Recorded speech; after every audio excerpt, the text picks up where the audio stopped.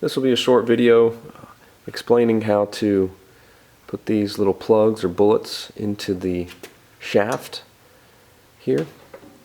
The way these shafts work is you've got holes where these little plugs go, and when this is all back into position, these plugs are under this casting here, and when you tighten the locking knob, it goes into the shaft and pushes those plugs out against this to create enough friction to stop it from spinning. So what I'm going to do is I'm going to put the plugs into those holes, move this back down,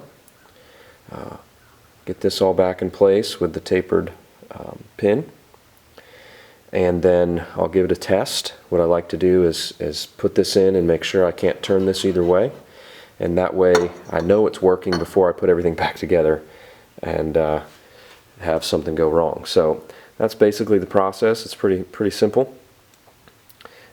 You can order these from several different suppliers, these little bullets. There's some people on eBay that have them. Renovo Parts has them, and then also a lot of the clones of the Delta Unisaw, like Jet and so forth, you can get them through replacement parts from Jet and so forth.